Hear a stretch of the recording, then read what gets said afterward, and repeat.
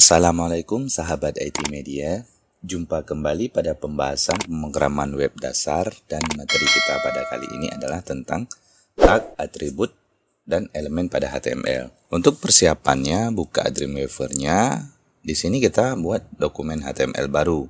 Untuk judul dokumennya kita namakan tag, atribut, dan elemen pada HTML. Kemudian untuk penyimpanan file HTML kita satukan dengan file sebelumnya, yaitu di belajar web dengan nama file tag. Bagi kawan-kawan yang belum mengerti tentang tata cara penggunaan aplikasi Adobe Dreamweaver, dapat dilihat pada video kita sebelumnya, yaitu tutorial setting site pada Adobe Dreamweaver untuk pemula.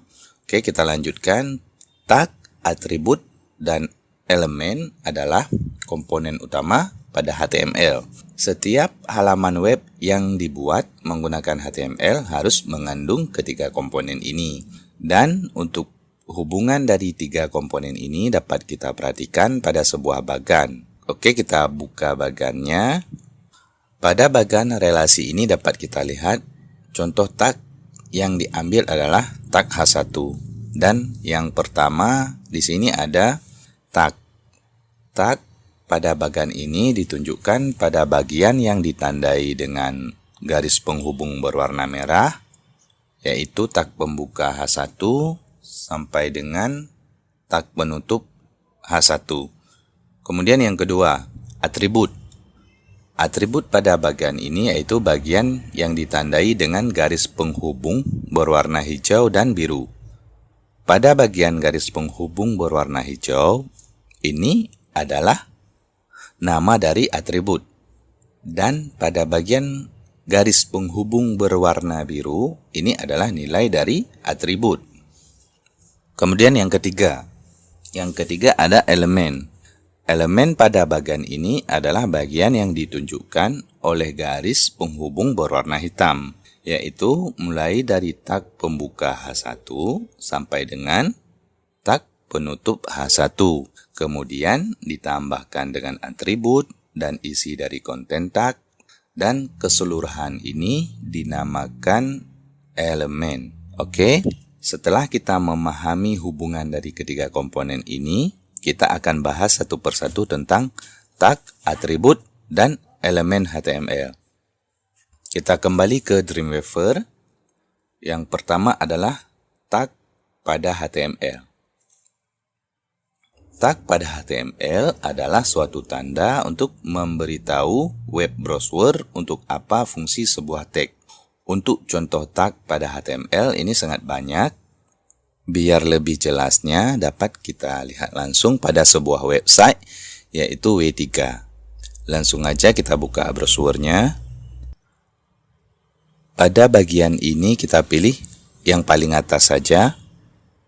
Oke, dapat diperhatikan pada situs ini memiliki tutorial lengkap tentang pemrograman web. Dan untuk referensi materi video kita adalah tentang tag. Pada pencarian kita ketikkan tag, kemudian klik cari. Untuk tag pada HTML juga sangat banyak. Kita coba lihat berdasarkan kategori. Oke, klik di sini. Di sini ada kategori tag basic HTML, kemudian formatting, selanjutnya ada kategori tag form and input, kemudian ada frame, kemudian ada image, kemudian audio video, selanjutnya link, kemudian ada list dan table, kemudian ada style and semantic, kemudian ada meta info, dan yang terakhir ada programming. Kita kembali ke Dreamweaver. Pada video ini kita tidak membahas secara detail tentang contoh-contoh tag, karena di video-video berikutnya kita akan temukan, bahkan akan kita gunakan satu persatu dari contoh-contoh tag yang kita lihat di situs tadi. Sebagai buktinya dapat diperhatikan, dari skrip HTML sesingkat ini aja, kita telah menggunakan banyak tag. Di sini ada tag doctype, kemudian ada tag HTML, ada tag head, Ada tag meta di sini dan ada tag title, kemudian ada tag body. Oh ya, ini ada lagi, ada tag komentar. Nah, sampai di sini aja kita sudah menggunakan 7 contoh tag. Kemudian langsung kita lanjutkan ke pembahasan yang kedua, yaitu atribut pada HTML. Oke, sekarang kita bahas tentang atribut. Atribut adalah informasi tambahan pada tag. Untuk contohnya, kita buka lagi di situs W3. Oke, untuk contohnya kita ambil yang ini aja, yaitu tag P. Oke, kita kembali ke Dreamweaver. Di sini kita ketikkan P.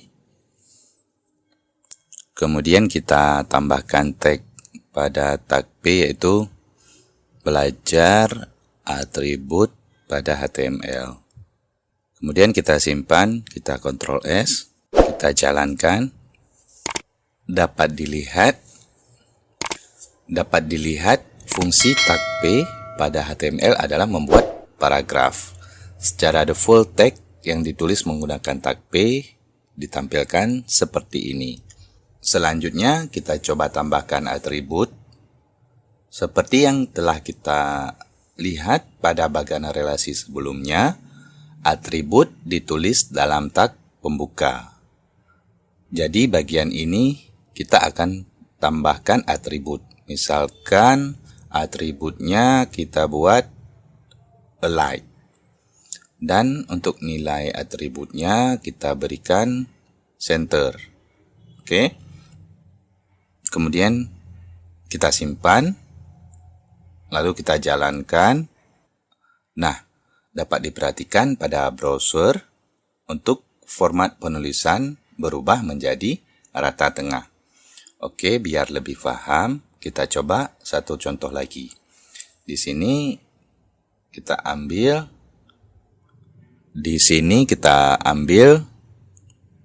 HR. Oke, kita kembali ke Dreamweaver.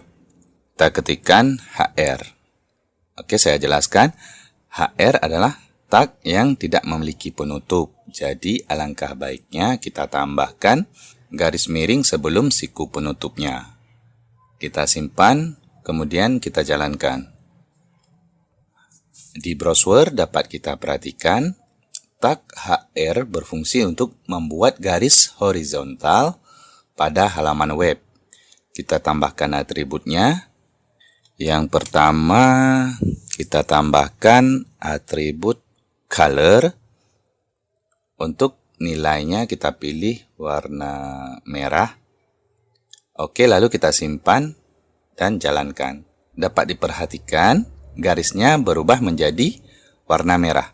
Selanjutnya kita tambahkan lagi untuk menentukan panjang garis. Biasanya kita menggunakan width. Oke, kita coba cek. Kita pilih width dan untuk nilai kita buat, untuk nilainya kita buat 500 px aja. Oke, kita simpan, kemudian kita jalankan lagi. Untuk panjang garisnya berubah menjadi 500 px. Oke, kita coba satu atribut lagi. Untuk ukuran tebal garis, perintahnya biasanya digunakan size. Oke, kita pilih size. Untuk nilainya kita buat 5 px. Oke, simpan, jalankan. Dan ukuran ketebalan garisnya pun berubah. Baiklah. Untuk penggunaan atribut pada tag, yang perlu diingat, atribut merupakan informasi tambahan pada sebuah tag. Misalkan pada contoh tag HR, ini dapat diterjemahkan ke dalam bahasa sederhana, yaitu tag HR berfungsi untuk membuat garis pada halaman web. Karena di sini kita tambahkan atribut, berarti dengan kondisi berwarna merah, panjang 500 px dan tebal garis 5 px. Oke, kita lanjutkan. Yang ketiga adalah elemen. Berdasarkan gambar bagan di awal video, dapat kita pahami elemen pada HTML adalah satu blok kode yang mulai dari tag pembuka sampai dengan tag penutup. Walaupun dikatakan demikian, bukan berarti tag yang tidak memiliki penutup itu bukan elemen dari HTML. Berdasarkan cara penulisan, elemen HTML dapat dibedakan menjadi dua, yaitu yang pertama, elemen normal, yaitu elemen HTML yang memiliki penutup. Untuk contohnya, dapat kita lihat pada contoh sebelumnya, yaitu P. Kita ketikkan P di sini. Ini adalah elemen HTML normal. Kemudian yang kedua, elemen tunggal. Elemen tunggal yaitu elemen HTML yang tidak memiliki penutup. Oke, untuk contohnya juga sudah ada di contoh sebelumnya, yaitu HR. Untuk contoh ini tidak perlu kita tampilkan di browser karena ini berdasarkan penulisannya. Selanjutnya, berdasarkan tampilan pada browser, elemen pada HTML juga dapat dibedakan menjadi dua. Yang pertama itu adalah block level element. Block level element adalah blok elemen yang membagi halaman HTML menjadi bagian yang terpisah, atau blok elemen akan ditampilkan terpisah dari seluruh tag. Dari seluruh tag sebelum dan sesudahnya. Sebagai contoh, di sini kita ambil P dan H1. Kemudian kita ketikkan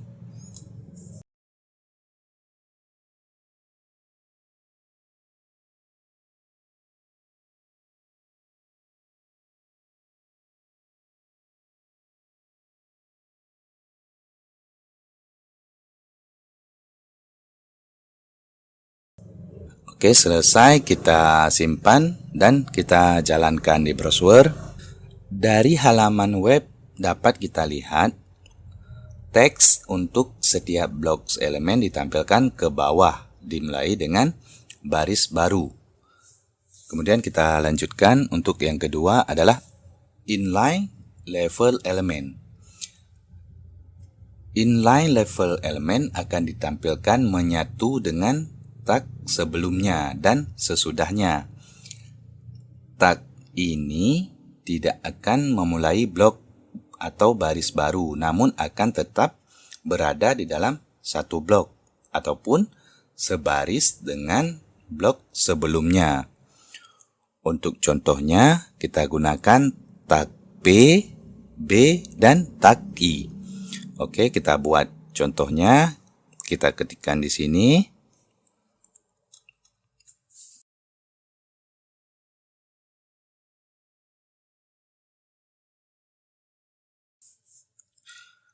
Oke, kita simpan, kemudian jalankan.